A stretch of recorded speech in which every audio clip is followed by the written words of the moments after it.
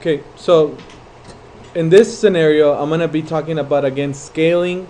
I'm going to be working on problem number 2, page 130.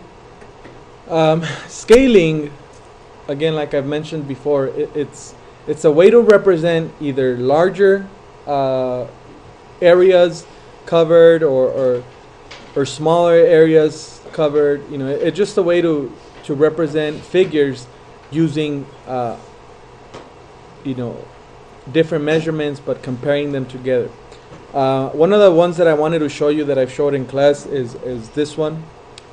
This one is probably the most familiar to you guys, and this is again another way to show you guys what I mean by scale drawing. And this is what you can relate to. And if you see, here's the gym, here's gym 2 in comparison to gym 1, in comparison to the band room. So, if you talk about scaling, you have to consider all those things. You have to consider the actual lengths, like for example of the gym, and kind of break down those lengths in this smaller version. But at the same time, you have to consider the rooms. If I shrink down the gym by so much, then each room has to be shrunken down the same. Okay, so they're in relationship to each other, and I think that ties into some of the videos that some of you guys have watched. And I want you to consider that each individual figure or dimension needs to be shrinking down. Okay, so that's just an example that I wanted to include. So let's look at problem number 2. Number 2 reads, the scale in the drawing is 2 inches for every 4 feet. What are the length and the width of the actual room? Okay, find the area of the room. So first of all, you're looking for the area. And then it also gives you the scale. Okay, 2 centimeters for every 5 meters. Okay, I wanted to go ahead and draw a table. I'm gonna draw a table as well. Okay, so I'm gonna kind of go back and forth here. So if I draw a table, the table's gonna look something like that. Okay, and up here it talks about centimeters and meters, so I'm gonna put centimeters and meters here. Okay, and then I'm just gonna kind of draw this table. It looks like this.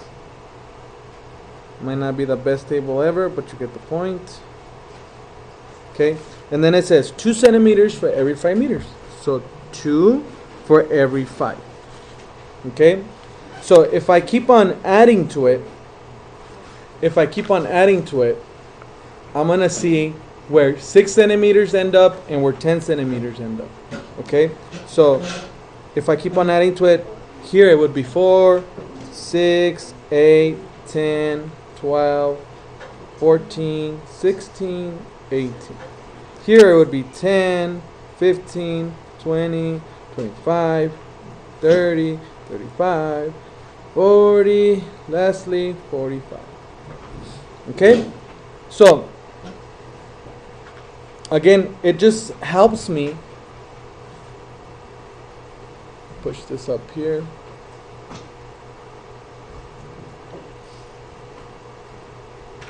I guess I started talking about number 2 and then I moved on to number 3, huh? Let's move on to number 3. Okay, let's talk about this one since I already started working on it. So X that out. X number 2. Let's talk about number 3. Okay, so at 6 centimeters, how many meters should I have? If you reference back to this table, at 6 centimeters, how many meters should I have? So this one should be 15 meters. And at 10 centimeters, how many meters should I have? 25 meters. Okay? So that would be the dimensions of my rectangle. To find the area, I have to consider the formula. Area equals length times width. And if I just plug in the dimensions, I'm going to have area equals 15 times 25. Okay, and obviously that's gonna give me an answer, and my answer would be in meters squared. So the way that you solve this is, again, you break down the dimensions and then you still use the formula. So your answer for problem number 3 is gonna be the product of these two dimensions. Okay, so when you're at home, go ahead and multiply these out, and then it'll give you the answer for this one. But I did want to make reference to how the table helped me. I hope the table helps you, and let me know if you have any questions. Okay, thanks.